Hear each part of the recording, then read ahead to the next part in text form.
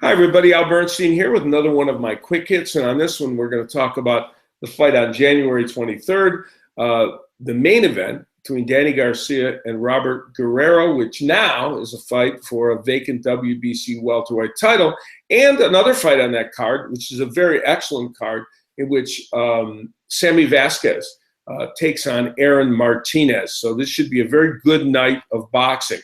First, let's talk about the undercard fight of Sammy Vasquez and Aaron Martinez. Vasquez, who is an undefeated young fighter, a really good prospect, starting to really come into his own, and they have put him in against a very good fighter in Aaron Martinez. Martinez has been a tough luck fighter who lately his luck has turned. He got a fight, remember, with the very same Robert Guerrero, who's fighting Garcia in the main event, and many people, including me, believed that Martinez could easily have gotten the decision in that fight with Guerrero, but he received another opportunity, and he was able to beat former champion Devin Alexander. Sammy Vasquez is in deep water in this fight. Vasquez is a very good fighter. He's got a great skill set.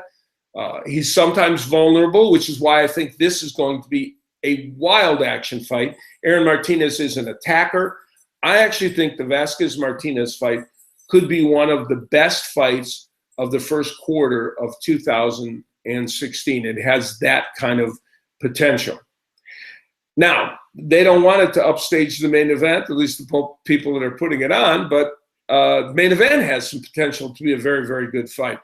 Danny Garcia and Robert Guerrero getting in the ring together. And as for Danny Garcia, of course, he's at welterweight now. Some question whether he can be a full-fledged welterweight and bring his power with him and be the same fighter he was at 140 pounds. But he's been starting the campaign at welterweight, and through a fortuitous turn of events, could end up with a title very after this fight on the 23rd.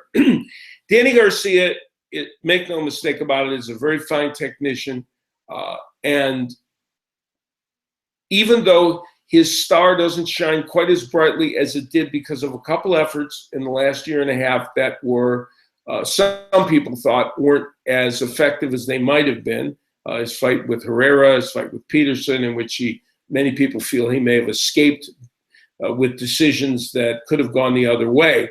So Danny Garcia, it strikes me, here on a fight that will be shown on Fox in the United States, over-the-air network,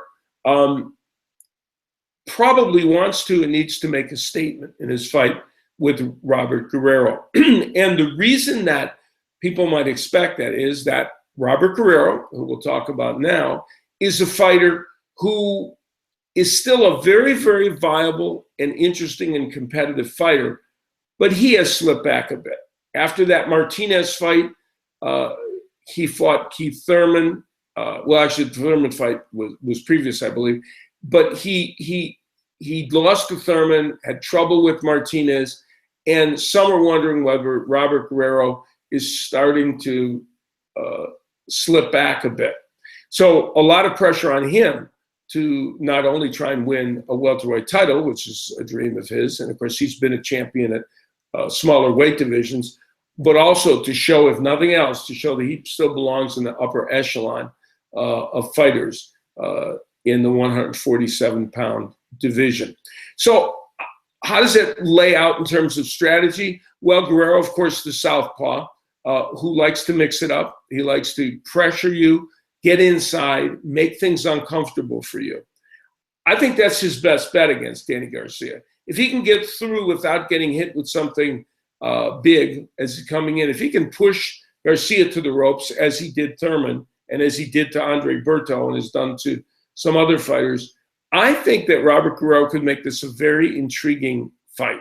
And because I think Danny Garcia is one of those fighters who likes to fight at a certain pace, control the tempo, and when that's disrupted, I think he could have some issues. So I think this fight is a good one. The Martinez and Vasquez fight should be excellent as well on this card. Now, an extra kind of sidebar to this is that the WBC has said that the mandatory challenger to whoever wins this title is Amir Khan, which now gives Amir Khan something else to think about, because it was originally thought he would go off and fight Kell Brook this year, having not gotten major fights with Pacquiao and Mayweather that he wanted.